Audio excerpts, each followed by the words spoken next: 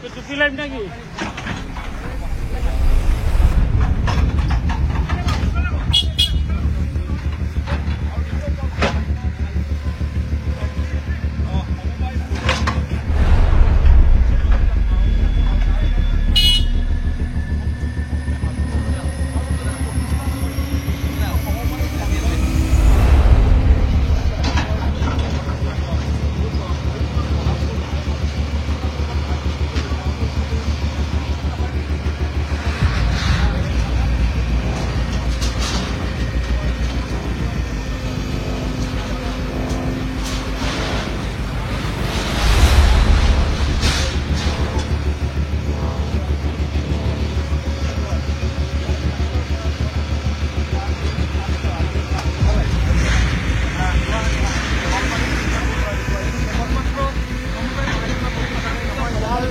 ওচৰে পাজৰে থকা যিকোনো প্ৰতিষ্ঠান চৰকাৰী বেচৰকাৰী প্ৰতিষ্ঠান আছে সকলোবিলাক ইয়াৰ পৰা স্থানান্তৰ কৰা হ'ব আৰু আনুষ্ঠানিকভাৱে এয়া এই মুহূৰ্তত আৰম্ভ হৈছে বিভাগীয় মন্ত্ৰী জয়ন্ত মল্ল বৰুৱাই উপস্থিত হৈ 11:30 বজাত আৰম্ভণি এই মুহূৰ্তৰ পৰা বুলি ঘোষণা কৰিলে আৰু আমি হোটেল মেনেজমেণ্টত চেষ্টা কৰিছোঁ অকণমান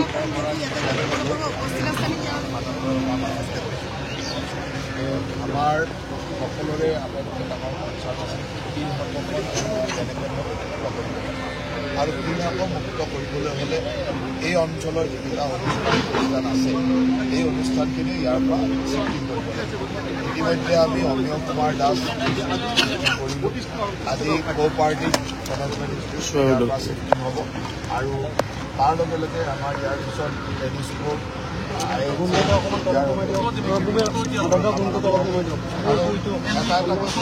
যাতে আমি এইবাৰ খৰালিৰ ভিতৰত থাকিব পাৰোঁ আৰু বিশেষকৈ 800 বিঘা ভূমি আপোনালোকে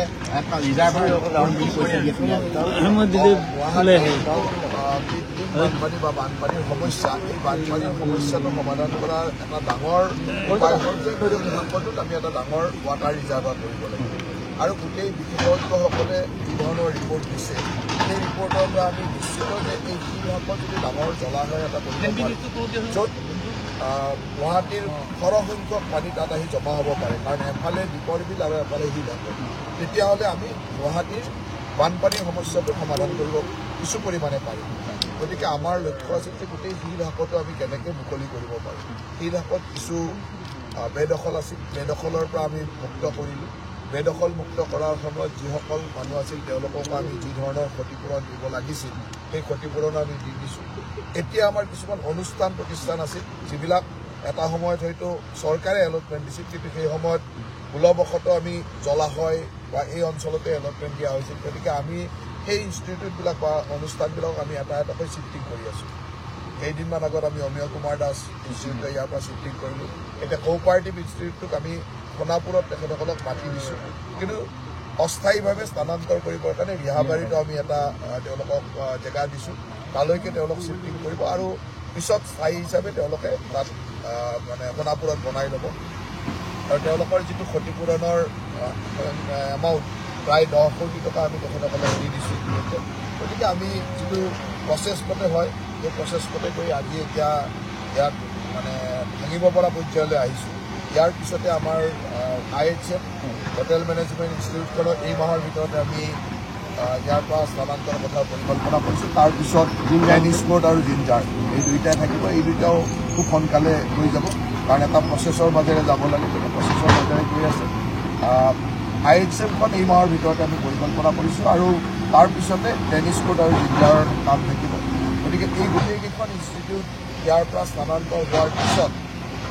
এই শিলহাকো বিলটো অহা খৰালি সময়তে যাতে আমি খান্দি দিব পাৰোঁ প্ৰায় 800 বিঘা মাটি হ'ব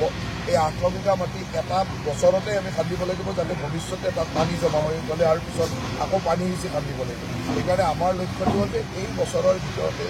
এই বাৰিষাৰ ভিতৰত আমি এইখিনি গোটেই স্থানান্তৰৰ কামটো কমপ্লিট কৰাৰ লগে লগে আমি খৰালিৰ সময়ত যাতে গোটেই শিলহাকৰ বিলটো খান্দিব পাৰোঁ আৰু তাৰ কাৰণে আমাৰ প্ৰস্তুতি 100% কাৰণ মেঘালয়ৰ পানী বুলি নহয় বিভিন্ন অঞ্চলৰ পানী মেঘালয়ৰ পাহাৰৰ পৰা অহা পানী আনকি গুৱাহাটী চহৰৰ মাজৰ পৰা অহা পানীও শিলহাকলৈ আহে আৰু কিলহাকৰ পৰা বন্দাজান হৈ ব্ৰহ্মপুত্ৰলৈ গুচি যায়। গতিকে কিলহাকৰ ৰিজাৰ্ভাৰটো যদি আমি ডাঙৰ কৰিব পাৰোঁ তেতিয়া আমাৰ কি হয়, যেতিয়া ব্ৰহ্মপুত্ৰৰ পানী বাঢ়িও যায়, যেনেকৈ আজিৰ দিনটোত ব্ৰহ্মপুত্ৰৰ ৱাটাৰ লেভেল আমাৰ ওপৰত আছে, গুৱাহাটীত ৱাটাৰ লেভেলতকৈ ওপৰত আছে, যাৰ কাৰণে আমি চুইচ গেট বন্ধ কৰি পাম্প কৰি আছোঁ। যেতিয়া এই ৱাটাৰ ৰিজাৰ্ভাৰটো ডাঙৰ হৈ পৰিব, যেতিয়া ব্ৰহ্মপুত্ৰৰ পানী বাঢ়িও থাকিব, তেতিয়াও আমি চুইচ গেট বন্ধ কৰি ইয়াত পানীটো জমা কৰি ৰাখিব পাৰিম আৰু পাম্প কৰি ওলাই দিব পাৰিম, বা সময় সাপেক্ষে যেতিয়া ব্ৰহ্মপুত্ৰৰ পানী কমি যাব তেতিয়া আমি তাক মানে আকৌ খুলি দিব পাৰিম। গতিকে সেই ধৰণৰ পৰিকল্পনাৰ কাৰণে এই শিলঘাটৰ মানে মুক্ত কৰা বা শিলঘাটৰ ডাঙৰ এটা জলাশয় কৰাৰ অত্যন্ত প্ৰয়োজন। মোৰ লগত সকলোৱে ওলাব, তেওঁলোকে যাম, তাত যদি সঁচাকৈ কিবা গণ্ডগোল হৈছে সীমাটো ভাঙি দিব, সুবিধাটো একো নাই, হয় নহয়? মোৰ লগত এদিন আপোনালোকে ওলাব, সকলোকে মই লগত লৈ যাম, তেওঁলোককো লগত লৈ যাম, কাগজ পত্ৰবিলাকো লগত লৈ যাম। গতিকে ৰাস্তাটো যদি ভুল জেগাত হৈছে, ইমান ডাঙৰ ইনষ্টিটিউট ভাঙিব পাৰিছোঁ, ৰাস্তাটো ভাঙিব নোৱাৰিম, ৰাস্তাটো ভাঙি দিম যদি ভুল জেগাত হৈছে। এতিয়া আপোনালোকে সকলোৱে এদিন ওলাই চালে ৰাস্তাটো বনোৱা হৈছিল যাতে বন্দা জানটো আৰু বেছি মানুহে আগবাঢ়ি আহি বেদখল কৰিব নোৱাৰে, তাৰ কাৰণে ৰাস্তাটো বনাইছিলোঁ। আৰু বন্দাৰ জানৰ ঘৰত থকা মানুহখিনিয়ে যেতিয়া পানী বাঢ়ি যায় তেতিয়া তেওঁলোকৰ ঘৰলৈকে পানী সোমাই যায়, সেইকাৰণে বন্দা জানৰ সীমা হিচাপে ৰাস্তাটো বনোৱা হৈছিল। এইটো আমি বন্দা জানটো প্ৰটেক্ট কৰিবৰ কাৰণে বনাইছিলোঁ। এতিয়া কংগ্ৰেছ এইবিলাকে ক'ত বিচাৰি পালে মই নাজানো, তেওঁলোকক লগত লৈ যাম, লগত লৈ গৈ বঢ়িয়াকৈ যদি ৰাস্তাটো বেয়া কিবা অসুবিধা হৈছে, স্থানীয় ৰাইজৰ যদি তাত কমপ্লেইন আছে, ৰাস্তাটো ভাঙি দিব লাগে। ৰাস্তাটো ভাঙাটো ক'ত কোনো আপত্তি নাই, ৰাস্তাটো ভাঙি ইয়াত বোধহয় 4-5 বিঘা মাটি আছে, ইয়াত 5 বিঘা মাটি আছে। গতিকে তেখেতসকলক আমি 5 বিঘা মাটি সোণাপুৰত দিছোঁ, তেওঁলোকে সেইটো সোণাপুৰত কৰিব। আৰু তেখেতসকলৰ যিটো কম্পেনচেশ্যন প্ৰায় 10 কোটি টকা আমি দিছোঁ। আৰু ইয়াত যিহেতু স্থানান্তৰ কৰিব তাৰ কাৰণে টেম্পৰেৰী ব্যৱস্থাও কৰি দিছোঁ। গতিকে আমি সকলো নিয়ম মাফিক যি কৰিবলৈ কৰি আছোঁ। IHMকো তেনেকুৱা স্বীকৃতি কৰিবৰ কাৰণে ইতিমধ্যে আমি তেওঁলোকক এটা ঠাই দিছোঁ আৰু স্থায়ীভাৱে যাবৰ কাৰণে তেওঁলোকক মাটি দিয়া হৈছে, তাত আলোচনা বিলোচনা চলি আছে। গতিকে আমি ইয়াৰ পৰা ইনষ্টিটিউটখিনি পৰ্যায়ক্ৰমে নিয়ম মাফিকে স্থানান্তৰ কৰিছোঁ। নাই, এইটো কথাটো এনেকুৱা যে আমি এতিয়া কামটো আৰম্ভ স্পীডটো অলপ কমি থাকে, আমাক সোনকাল ক্লিয়াৰ তেখেতসকলক কৰি আছে, তাৰ লগে লগে আমাৰ ডিমলিউশ্যন কাম আৰু বৰষুণ তেওঁলোকে সৃষ্টি কৰিবলৈ অলপ অসুবিধা হৈছে।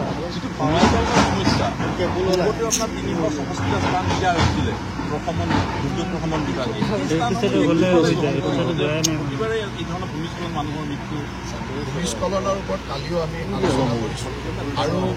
NDRF, SDRFক ভূমিস্খলনৰ ক্ষেত্ৰত ল'বলগীয়া সাৱধানতা আমি লৈ আছোঁ। আৰু এইটো ঠিক গুৱাহাটীৰ যিসমূহ পাহাৰ যদি একেৰাহে খুব লাহে লাহে বৰষুণ কেইবাদিনো 4-5 দিন হৈ থাকে, তেতিয়াহ'লে গুৱাহাটীৰ যিটো মাটি এইটো ভূমিস্খলন হয়। আৰু ভূমিস্খলন এনেকুৱা যে গুৱাহাটীত যথেষ্ট পৰিমাণে পাহাৰত ঘৰ নিৰ্মাণ হৈছে, বিভিন্ন ধৰণে মানে এনেকুৱা ধৰণে বিপদসংকুল হিচাপে ঘৰবিলাক নিৰ্মাণ হৈছে। গতিকে তাত যিদৰে পাৰি আমি NDRF, SDRFক তাৰ কাৰণে ব্যৱস্থাসমূহ ল'বলৈ আহ্বান জনাই ৰাখিছোঁ। কিন্তু কিছুতো চাইণ্টিফিক ব্যৱস্থা ভৱিষ্যতলৈ ল'ব লাগিব। গতিকে এতিয়াতে ভূমিস্খলনৰ কথাটো ক'বলৈ দিগদাৰ, কাৰণ গুৱাহাটীত ভূমিস্খলনটো এনেকৈ যদি 3-4 দিন 5 দিন একেলগে বৰষুণ দিয়ে, গুৱাহাটীৰ পাহাৰৰ যিটো মাটিটো কোমল হৈ যায় আৰু কোমল হৈ গ'লে ভূমিস্খলন হয়। ভূমিস্খলনটো আমাৰ কাৰণে বেছি চিন্তনীয়, কিয় ভূমিস্খলনত মানুহৰ মৃত্যু সংখ্যাটো বাঢ়ি যায়, মৃত্যু হোৱাৰ আজিৰ এই ঠাইখিনি সাতগাঁৱৰ পানী, সাতগাঁৱৰ পানীও নিয়ন্ত্ৰণৰ ক্ষেত্ৰত এই এলেকাই আটাইতকৈ ডাঙৰ ভূমিকা লগায়। গভৰ্ণমেণ্টক আমি যোৱাকালি গোটেই বিষয়টো দেখুৱাইছোঁ। তেখেতসকলক আমি কেনেকৈ ইয়াত বিভিন্ন ধৰণৰ ইনফ্ৰাষ্ট্ৰাকচাৰ গঢ়াৰ কাৰণে কি ধৰণৰ আৰ্ট কাটিং হৈছে, ডিফৰেষ্টেশ্যন হৈছে, গোটেই বস্তুবিলাক তেখেতসকলক দেখাইছোঁ আৰু তেখেতসকলে গোটেইখিনি বস্তু স্বীকাৰো কৰি দিছে যে হয়। আৰু তাৰপিছত আমি নেচাকক এই গোটেই বস্তুটো ছাৰ্ভে কৰিবৰ কাৰণে, কাৰণ তাত এটা ছেটেলাইট ছাৰ্ভে লাগিব, কি ধৰণে হৈছে, কিমান কেনেকৈ হৈছে, গোটেই ছেটেলাইট ছাৰ্ভে কৰিবৰ কাৰণে আমি 3 মাহৰ সময় দি তেখেতসকলক দায়িত্ব দিছোঁ। আৰু এই ৰিপৰ্টটো অহাৰ পিছত আমি IIT ৰুড়কীক এই ধৰণৰ দায়িত্ব দিম যে এই গোটেই পানীটো ডাইভাৰ্ট কৰিবৰ কাৰণে বা পানীটো নিয়ন্ত্ৰণ কৰিবৰ কাৰণে কি কি ব্যৱস্থা ল'ব লাগে কাৰণ এনেই কৰিলেতো নহ'ব আপোনাৰ বিভাগীয় এক্সপাৰ্ট লাগিব গতিকে IIT ৰুড়কীক আমি এই ব্যৱস্থাটো যেতিয়াই ছাৰ্ভে ৰিপৰ্টবিলাক আহিব গোটেই মেপ আমি তেওঁলোকক আমি দায়িত্ব দিম তেওঁলোকে যি ধৰণে ৰিপৰ্ট দিব তাৰপিছত আমি দুয়োখন চৰকাৰ বহি তাৰ ভিতৰত তেওঁলোকে যদি কয় যে দুয়োখন চৰকাৰে সমূহীয়াভাৱে এইটো ড্ৰেইন কৰিব লাগে এনেকৈ মেঘালয় এইটো কৰিব লাগে অসমে এইটো কৰিব লাগে এই গোটেইখিনি কাম যেনেকৈ IIT ৰুড়কীয়ে ডাইৰেকশ্যন দিব আমি তেনেকৈ কৰিম